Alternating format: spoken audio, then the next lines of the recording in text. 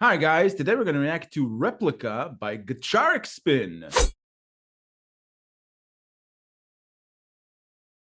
This is a Buy Me a Coffee request by Home Gnome. Thanks a lot, Home Gnome, for yet another request. Should be fun, Gacharic Spin. Yep, thank you, Home Gnome. We appreciate the support. Let's check it out.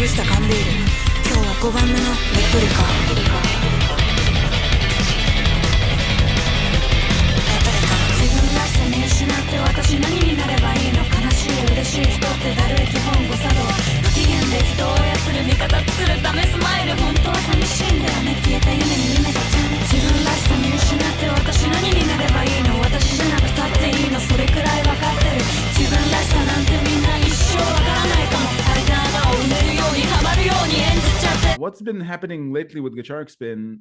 Well, when we first started listening to Gacharic Spin, the energy levels got you engaged. You know they bring the fun. But now what's happening with them for me is it's kind of the same thing that happens to me when we listen to Ghost. Not only am I immediately engaged, but I am mesmerized by their particular sound. When Angie started singing and Koga was on bass, I was there. Yes, this is Gacharic Spin. This is what I love to hear. It happens more and more when we listen to their songs, not just the high energy songs, but also it happened with their ballads. I just love this band. I know what you mean. Because this is probably the most similar in style to Mindset, which was the first song we heard from them. And the thing is really Koga's bass. It's like such a signature sound, for them. And she does it again in this one, It's like she injects it in the right spots and it gives it that sort of Red Hot Chili Peppers kind of feel. And again, I'm continually hugely impressed with Angie and the way, she fronts the band all of a sudden. She's now leading the band, really. And she's doing an amazing job. I mean, her voice sounds great. The way she kind of raps, that sort of energy is just fantastic. I'm just loving the energy. Again, it's another sort of high energy one from them. Not as crazy as some, but still. There's a hint of something that we've seen in Lonesome Blue here. The vibe that I'm getting so far is kind of like a Mission Impossible type action sequence. We don't usually get that specific thing from Gacharic Spin. This is a good dose of vitamin GS for the day. Love it. Yeah.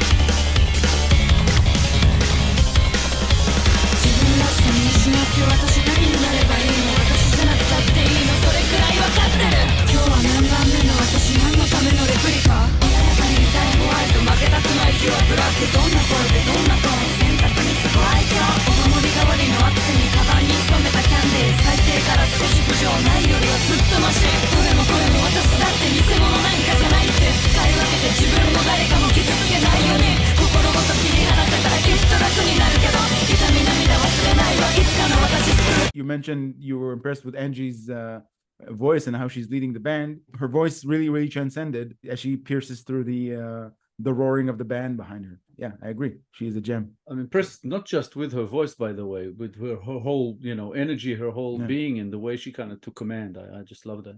Yeah, and this is what I mentioned before about having a Mission Impossible type of vibe. They amped it up in the second section. It's this could easily be one of my favorites of theirs so far because I love that collide between their energy and the whole cinematic type rhythm that they brought here in the song. The Mission Impossible thing you're referring to is really, it has a lot to do with that bass sound and also the way that the pace keeps kind of rolling. Loving the energy of this song. And also Ori Ariona is really fantastic here with interjecting some of her playing, just in the right spots, I think, especially when they kind of slowed it down for just a bit and then she sort of got into it. And that was just just awesome. I can't even express how sort of good of an energy they always put me into.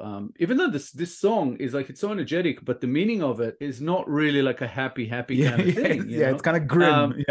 Yeah.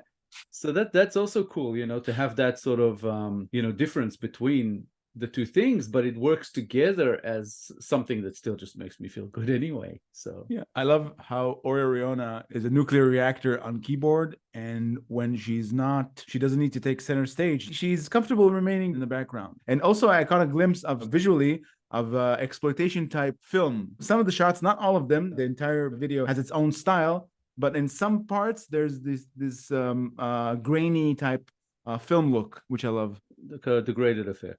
Yeah. I also like some of the animation in this. Actually, it's an interesting clip which kind of gives hints into the meaning of it all. It's really cool because it already plants some thoughts in your mind, just with showing what they're showing with the visuals.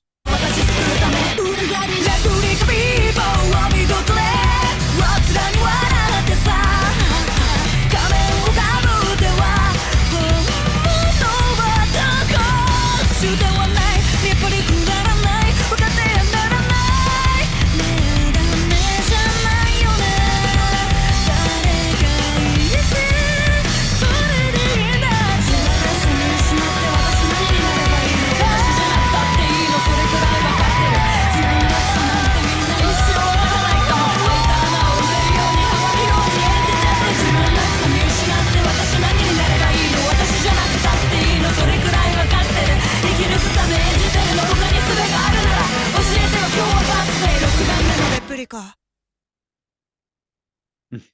Wonderful chaos.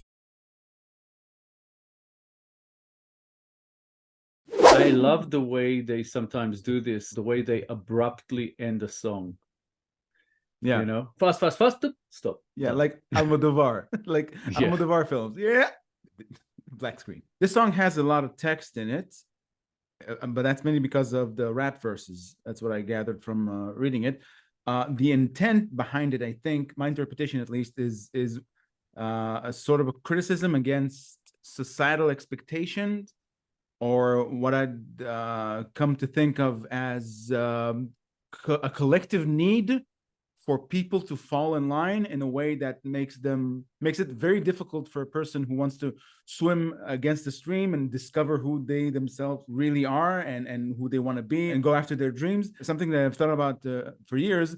When you have a dream, it's sad to say that the people who are likely to discourage you from pursuing that dream are the people closest to you. It comes up in the song in certain parts of she's sharing her life with somebody who's this replica of a person who does his job and lives his life by other people's expectations, and she can't handle it. But she as well lives that kind of life. She criticizes herself for that as well.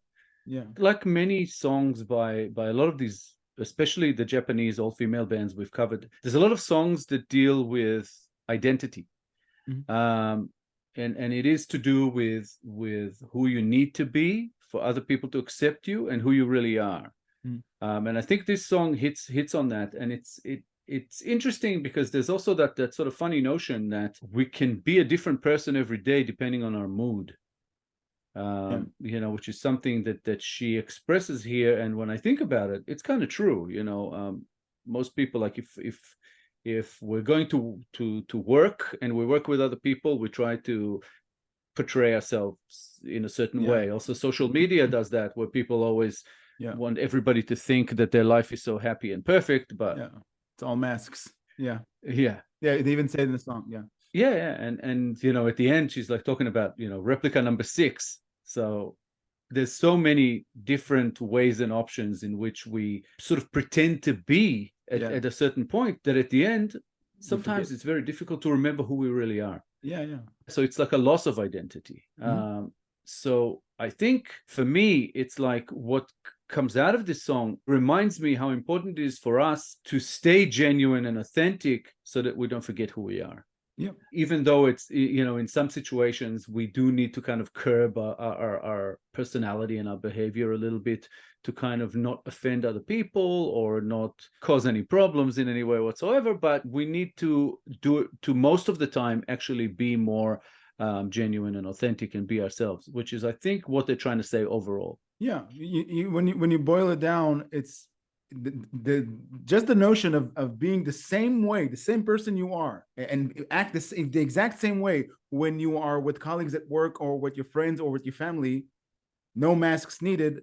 How liberating that notion must be, to be that person, to be as authentic as you are, to be only to be who you are at all times. And what I like about this song also, in some way, it's like owning it. It's not really saying everybody is like this, but I'm real, but they're not. Saying I'm also part of this thing. I also do this, but I kind of need to stop doing this if I want to be happy and be myself. Another very, very cool song from Gacharic Spin. And again, like I said, it might be something that they go into in a lot of their songs, but every time it's on a slightly different angle, and obviously, a different story and a slightly different sound. Which I love. They oftentimes create dissonance between the musical vibe and the message, which I love. It enters the brain in interesting ways. Because they say something dark-ish here, like you said, you called it grim. It's a little bit, or say, let's call it slightly negative with a positive potential outcome, maybe. But they do it with a certain aggression, with a certain aggression and a certain energy that kind of lifts you. And that's what I like about them. Their overall message is always kind of positive and uplifting. So thank you again, Homno. This was an awesome request. We've enjoyed reacting to this song very much. Keep them coming. I think Homnom is going to make sure that we at some stage cover every song by Gacharic Spin, which we are definitely not complaining about. Thanks, Homnom. We appreciate the support. Awesome stuff. If you enjoyed this episode, guys, please be sure to like, subscribe, comment, and click the little bell icon so you'll get notified on all our future videos. If you have a request you'd like bumped up the line, please make it through Buy Me a Coffee. All contributions are, of course, very much appreciated. Thank you very much for sticking with us. Thank you all for your time. I love the way he conveys pain. It's visceral. It's not just the words that are coming out of his mouth. What you said about the setting, it kind of makes you think about what's going on in his mind. It's like the aftermath of a lifelong struggle, and not just the visuals, but the sounds he makes and the music itself, the tone itself really brings it in. Thank you everyone for your support. We appreciate you more than you know. Without you, there would be no show. So keep coming back. We'll be here. We'll hopefully see you guys in a couple of days when we come back with a new episode. Till then, bye for now. Bye, guys.